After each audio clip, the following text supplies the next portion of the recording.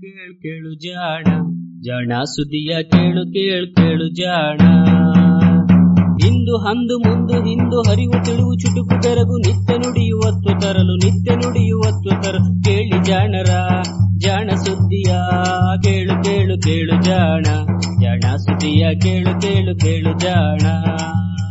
ಸಂಪುಟ 4 ಸಂಚಿಕೆ 95 ಡಿಸೆಂಬರ್ 15, 2020. ಸಂಶೋಧನೆ ಸ್ವಾರಸ್ಯ.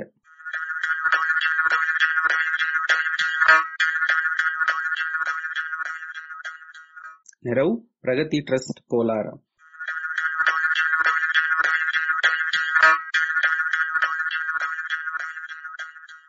ಮೇರು ಶಿಖರ ಇನ್ನಷ್ಟು ಎತ್ತರ.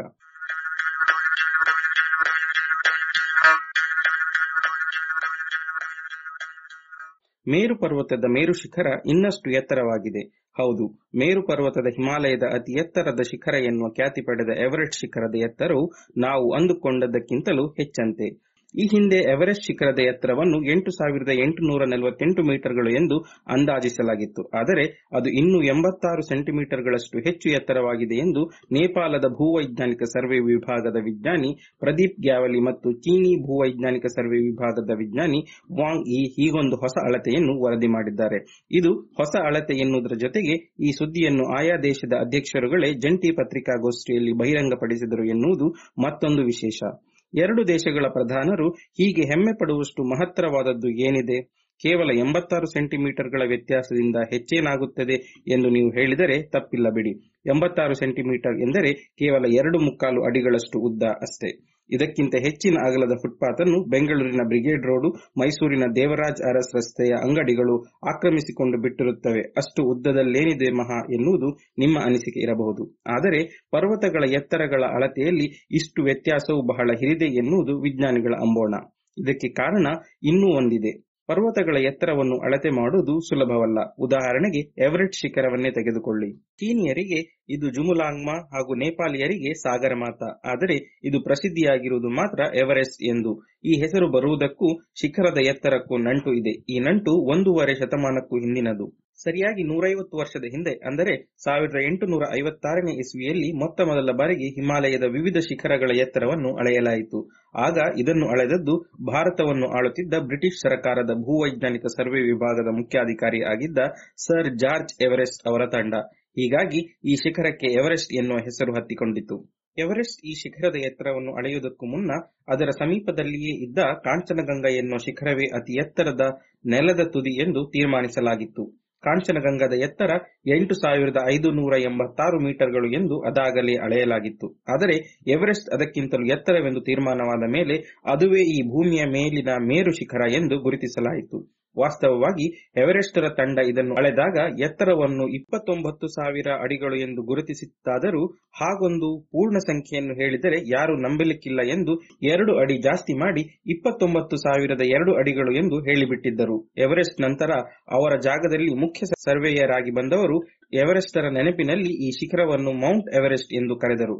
ಎವರೆಸ್ಟರಿಗೆ ಹೀಗೆ ತಮ್ಮ ಹೆಸರನ್ನು ನೀಡುವುದು ಇಷ್ಟವಿಲ್ಲದಿದ್ದಾಗಲೂ ಶಿಖರಕ್ಕೆ ಹಲವು ಹೆಸರುಗಳಿದ್ದರಿಂದ ಅದನ್ನು ಹೊಸತಾಗಿ ನಾಮಕರಣ ಮಾಡಬೇಕೆನ್ನುವ ಮಾತಿಗೆ ಕಟ್ಟು ಬಿದ್ದಿದ್ದರು ಎನ್ನುತ್ತದೆ ಚರಿತ್ರೆ. ಆದರೆ ಎವರೆಸ್ಟಿನ ಎತ್ತರದ ಪ್ರಶ್ನೆ ಇಷ್ಟಕ್ಕೆ ನಿಲ್ಲಲಿಲ್ಲ. ಎವರೆಸ್ಟರ ನಂತರ 100 ವರ್ಷಗಳಾದ ಮೇಲೆ, ಅಂದರೆ ಭಾರತ ಸ್ವತಂತ್ರವಾದ ಮೇಲೆ, ಭಾರತೀಯ ಸರಕಾರವೇ ಇನ್ನೊಂದು ಸರ್ವೆ ನಡೆಸಿತು. ಎವರೆಸ್ಟಿನ ಎತ್ತರವನ್ನು ಮತ್ತೆ ಅಳೆಯಿತು. ಆಗ ತಿಳಿದ ಎತ್ತರವೇ 29,028 ಅಡಿಗಳು ಅಥವಾ 8,848 ಮೀಟರ್ಗಳು ಎತ್ತರ. ಇಂದಿನವರೆಗೂ ಇದುವೇ ಎವರೆಸ್ಟ್ ಶಿಖರದ ಅಧಿಕೃತ ಎತ್ತರವಾಗಿತ್ತು.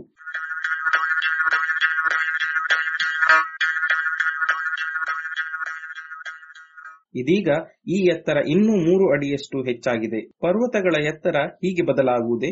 ಈ ಅಳತೆಯು ತಪ್ಪಿರಬಹುದಲ್ಲವೇ ಎನ್ನುವ ಅನುಮಾನ ನಿಮಗೆ ಇದ್ದರೆ ಅದು ಸಹಜವೇ.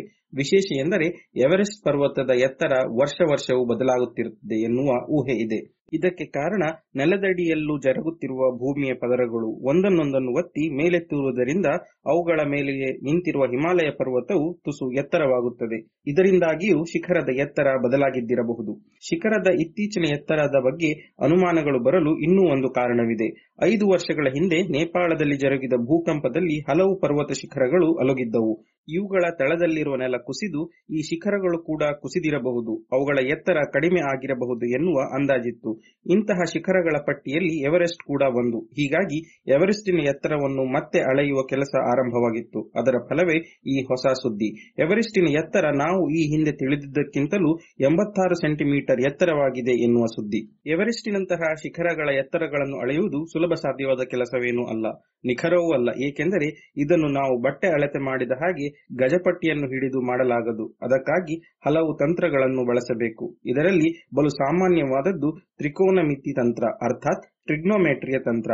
ಈ ತಂತ್ರವನ್ನು ಸುಲಭವಾಗಿ ವಿವರಿಸಿದಾದರೆ ಇದು ಶಿಖರಗಳಂತಹ ಎತ್ತರದ ಗೋಪುರಗಳ ಬುಡದಿಂದ ಅವುಗಳ ತುದಿಗೆ 3 ಬದಿಗಳಿಂದ ರೇಖೆಯನ್ನು ಎಳೆಯುವುದು. ಈ ರೇಖೆಗಳು ಎಲ್ಲಿ ಸಂಧಿಸುತ್ತವೆಯೋ ಅದುವೇ ತುತ್ತತುದಿ. ಇದಕ್ಕಾಗಿ ಹಲವು ಸಾಧನಗಳು ಇವೆ. ಸಾಮಾನ್ಯವಾಗಿ ದೂರದಲ್ಲಿರುವ ಯಾವುದೇ ವಸ್ತುವಿನ ಎತ್ತರವನ್ನು ಗುರುತಿಸಲು ಇಂಜಿನಿಯರ್ಗಳು ಈ ತಂತ್ರವನ್ನು ಉಪಯೋಗಿಸುತ್ತಾರೆ. ಎವರೆಸ್ಟ್ ಉಪಯೋಗಿಸಿದ್ದು ಇದೇ ತಂತ್ರವನ್ನು. ಅನಂತರ ಭಾರತೀಯ ಸರ್ವೆ ತಂತ್ರಜ್ಞರು ಬಳಸಿದ್ದು ಇದನ್ನೇ. ಆದರೆ ಇದು ನಿಖರವಲ್ಲ ಎನ್ನುವ ಮಾತಿದೆ. ಏಕೆಂದರೆ ಎವರೆಸ್ಟಿನಂತಹ ಹಿಮಾಚ್ಛಾದಿತ ಶಿಖರದ ತುದಿಯ ಸ್ಥಾನ ಬೇರೆ ಬೇರೆ ಋತುಗಳಲ್ಲಿ ಬದಲಾಗಬಹುದು. ಚಳಿಗಾಲದಲ್ಲಿ ಹಲವು ಮೀಟರ್ಗಳಷ್ಟು ದಪ್ಪನೆಯ ಹಿಮ ಅದರ ಮೇಲೆ ಕವಿದಿದ್ದಾಗ ತೋರುವ ಎತ್ತರ ಬೇಸಿಗೆಯಲ್ಲಿ ಆ ಹಿಮದ ಹೊದಿಕೆ ಸ್ವಲ್ಪ ತೆಳ್ಳಗಾದಾಗ ಕಡಿಮೆ ಇರಬಹುದಷ್ಟೇ. ಇದರ ಜೊತೆಗೆ ಸದಾ ಕದಲುವ, ಜಾರುವ, ಕುಸಿಯುವಂತಹ ನೆಲದ ಮೇಲಿರುವ ಈ ಶಿಖರದ ಎತ್ತರ ಹೆಚ್ಚು ಆಗಬಹುದು, ಕಡಿಮೆಯೂ ಆಗಬಹುದು. ಇನ್ನೂ ಒಂದು ಸಮಸ್ಯೆ ಇದೆ. ಅದು ಈ ಎತ್ತರವನ್ನು ನಾವು ಅಳೆಯುತ್ತಿರುವುದು ಸಮುದ್ರ ಮಟ್ಟದಿಂದ ಎಂದಾದರೆ ಈ ಸಮುದ್ರ ಮಟ್ಟ ಎನ್ನುವುದು ಎಷ್ಟು ಸಮತಟ್ಟು ಎಂದಾಗುತ್ತದೆ. ಉದಾಹರಣೆಗೆ ನಾವೇನಾದರೂ ಈ ಎತ್ತರವನ್ನು ಬಂಗಾಳ ಕೊಲ್ಲಿಯ ತಟ್ಟಕ್ಕೆ ಹೋಲಿಸಿ ಅಳತೆ ಮಾಡಿದ್ದಲ್ಲಿ ಇದು ಅರಬ್ಬಿ ಸಮುದ್ರದ ತಟಕ್ಕೆ ಹೋಲಿಸಿದರೆ ಸಮನಾಗಿದ್ದೀತೆ? ಇವು ಮೇಲ್ನೋಟಕ್ಕೆ ಕಾಣುವ ಸಮಸ್ಯೆಗಳು. ಇನ್ನು ಭೂವೈಜ್ಞಾನಿಕ ಸಂಶೋಧನೆಗಳಿಂದ ದೊರೆತ ಅರಿವು ಮತ್ತಷ್ಟು ಗೊಂದಲಗೊಳಿಸುತ್ತದೆ. ನಮಗೀಗ ಈ ಭೂಮಿ ಬಲು ಗಟ್ಟಿಯಲ್ಲವೆನ್ನುವುದು ಅರ್ಥವಾಗಿದೆ. ಅದು ಒಂದು ರೀತಿಯಲ್ಲಿ ಒಳಗೆಲ್ಲ ದ್ರವ ತುಂಬಿದ, ಹೊರಗೆ ಬಲು ತೆಳುವಾದ ಗಟ್ಟಿ ಪದರವಿರುವ ಉಂಡೆ. ಇದರ ಅರ್ಥ ಈ ಹೊದಿಕೆಯ ತಳ ಹಾಗೂ ಮೇಲ್ಮೈ ಎರಡೂ ನೋಡಲು ಸಮತಟ್ಟಾಗಿದ್ದರೂ ಹಾಗಿಲ್ಲ. ಬಲು ಸೂಕ್ಷ್ಮ ವ್ಯತ್ಯಾಸಗಳು, ಏರು ತಗ್ಗುಗಳು ಇದ್ದೇ ಇರುತ್ತವೆ. ಇವೆಲ್ಲವನ್ನು ಅಂದಾಜಿಸಿ ಒಂದು ಸಮತಟ್ಟಾದ ಪಾತಾಳಿಯನ್ನು ಲೆಕ್ಕ ಹಾಕಿ ಅದನ್ನೇ ಭೂಮಿಯ ಹೊರಮೈ ಎಂದು ಲೆಕ್ಕ ಹಾಕಲಾಗುತ್ತದೆ. ಈ ಪಾತಾಳಿಯಿಂದ ಮೇಲೆ ಇರುವ ಎತ್ತರವನ್ನು ಜಿಯಾಯ್ಡ್ ಎತ್ತರ ಎನ್ನಲಾಗುತ್ತದೆ.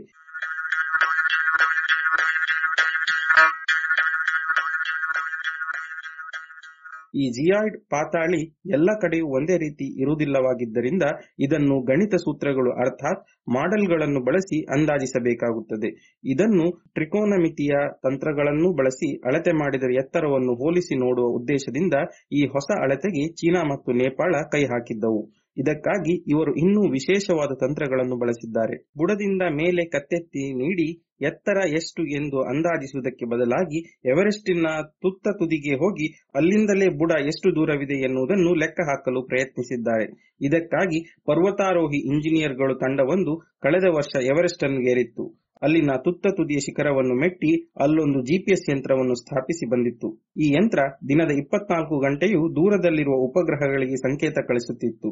ಈ ಸಂಕೇತಗಳನ್ನು ಆಧರಿಸಿ ಆ ತುದಿ ಭೂಮಿಯ ನೆಲದ ಮೇಲಿರುವ ಇತರ ಸಾಧನಗಳಿಗೆ ಹೋಲಿಸಿದಲ್ಲಿ ಎಷ್ಟು ಎತ್ತರದಲ್ಲಿದೆ ಎಂದು ಲೆಕ್ಕ ಹಾಕಬಹುದಾಗಿತ್ತು.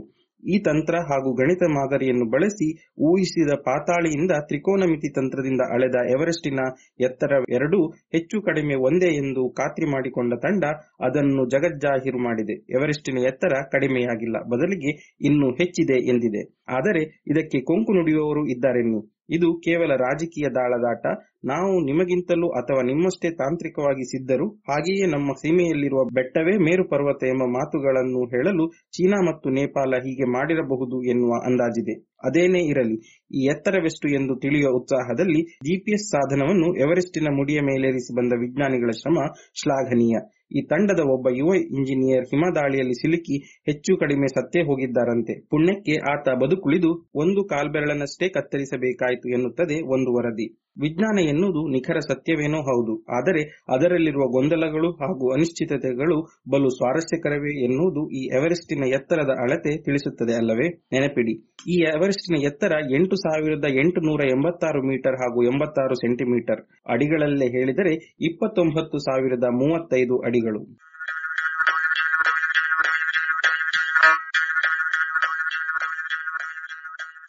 ಇದು ಇಂದಿನ ಸಂಶೋಧನೆ ಸ್ವಾರಸ್ಯ. ರಚನೆ ಕೊಳ್ಳೇಗಾಲ ಶರ್ಮಾ, ಜಾಣ ಧ್ವನಿ ಶರತ್ ಬಿಜೂರು.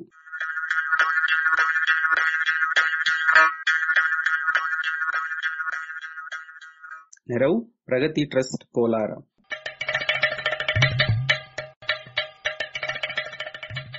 ಜಾಣ ಸುದ್ದಿಯ ಬಗ್ಗೆ ಸಲಹೆ ಸಂದೇಹಗಳು ಇದ್ದಲ್ಲಿ ನೇರವಾಗಿ 9886640328 ಈ ನಂಬರಿಗೆ ವಾಟ್ಸಪ್ ಮಾಡಿ ಇಲ್ಲವೇ ಕರೆ ಮಾಡಿ.